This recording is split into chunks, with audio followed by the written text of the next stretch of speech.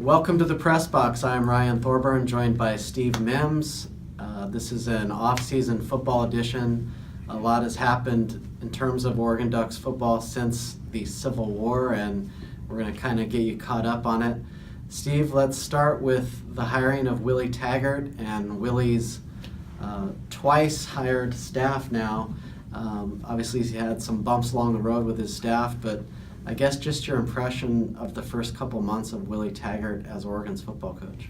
Yeah, you can go back to when he was hired. It was sort of the name that came somewhat out of the blue that people thought, oh, that might be the guy that's being interviewed, but they're aiming a little higher. But Willie really impressed him and got the job. And it hasn't been smooth, certainly. You know, they went through a staff and were adding some pretty big names, and everybody thought it was quite a staff put together, and then falls apart. But in the middle of recruiting, I guess the biggest thing right now that you look at is how it affected recruiting. It didn't seem to. They got the class pretty much all filled out, and a ranked high class, which is strange for a first-year coach to sometimes get. So I think the biggest thing for them is that while it's been a PR hit with everything, didn't impact recruiting, which is kind of what's going to affect you on the field.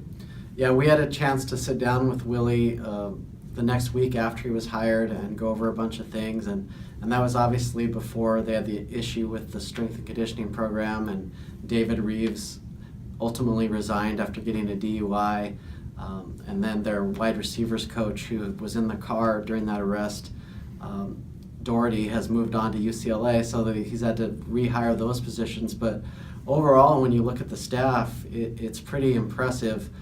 Starting with Jim Leavitt as defensive coordinator, Mario Cristobal from Alabama is going to have a bigger role on offense at Oregon. So in terms of the staff and how they're able to recruit, it's very impressive. Yeah, and it's interesting how he did it. The first guy he went and got was, first coordinator he went and got was Leavitt, and that was kind of a name people said, hey, he's in the conference, but it's, as good a defensive coordinator is out there, and they aimed high, kind of overpaid for him, brought him in, and then kind of, with Cristobal, again, there's a guy who was offensive line coach, and you give him a promotion to be the coordinator, brings him in. I assume Willie and him knew each other a little bit from Florida. He was an old Florida international. And then you get Keith Hayward, an old Oregon State guy who's got some West Coast ties. You get Charles Clark, who was with Leavitt at Colorado. It was an interesting, he brought a couple guys with him, Pimpleton and Woody from South Florida. So it was an interesting way to go out, and he kind of, instead of, it just seemed like he picked some guys from some different spots to fill it out. And then what struck me about the recruiting press conference, every coach in the country says they got a great class and all the guys they wanted, blah, blah, blah. But Willie's eyes kind of got big when someone asked about retaining not only the recruits that Mark Helfrich had verbally committed, but the decisions by Royce Freeman, Tyrell Crosby, Darren Carrington, who all could have probably been drafted in the NFL this year, to come back and play for Willie, who they just met. Yeah, and it raises the stakes a little bit for next year. I think normally you think, the first-year guy coming off 4 wins, if he can kind of boost it up a little bit, it'll be good. But getting those guys back has kind of got to the point where Oregon, I think some people will look at the schedule and look particularly at the offense they bring back and think, hey, maybe this becomes an 8-win team, 9-win team all of a sudden. If Leavitt can just get the defense tweaked a little bit, the offense brings back so much. I think it raises a little bit of the expectations going into his first year. And then the strength coach, Irle Odorinde, I think is how you pronounce that, maybe not. I'll have to work on it. But obviously he comes back from a month-long suspension. They had 3 players hospitalized after 3 workouts basically to start the offseason. Kind of a bad headline nationally. I did a story this week that's posting, I believe on Monday, where I talked to Andrew Murray, who oversees kind of the Mariota Center operations. He's a well-qualified guy. Really into the sports science aspect of it. And I think now that the strength coach is reporting to him and he's kind of working with Willie, I just see that as a blip on the radar, and I see Oregon, continuing to be cutting edge in terms of strength and conditioning.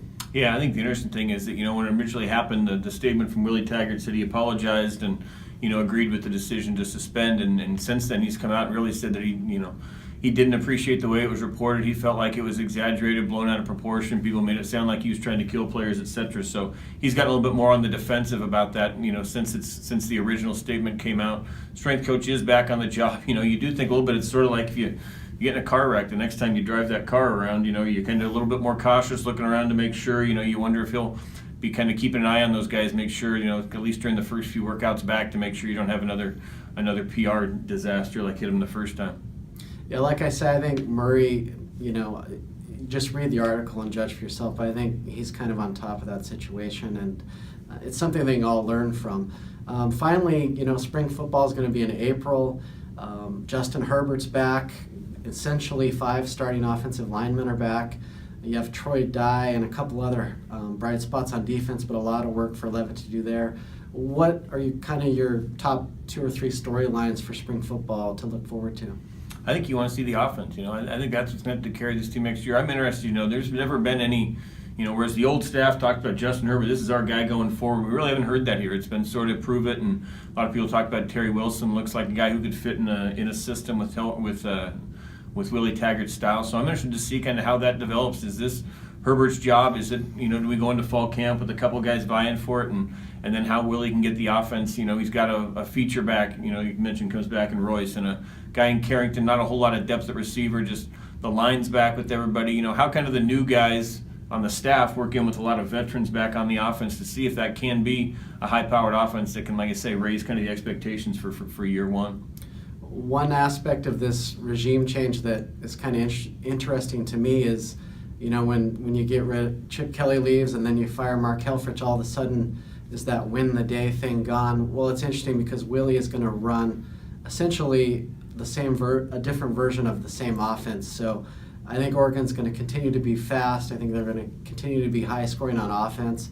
And if Jim Levitt can do what he did at Colorado, which is, balance the program with a good defense as well, Oregon will be back in the national spotlight in a few years. Yeah, I agree. I think going into next year, you'll see them again pick 3rd or 4th in the division. Probably not a whole lot of expectations, which is quite frankly what Willie will want to say going in. You don't want to go in there and say, hey, this is things back, we're going to get it to 10. But I think even he has to know when he sees kind of the talent come back on offense, and like you say, if they can get that defense going, that there's a chance this team can be better than people expect next year. All right, well, we'll speak with you soon, and hope you enjoyed the program and our fancy new RG Media Company shirts. Take care.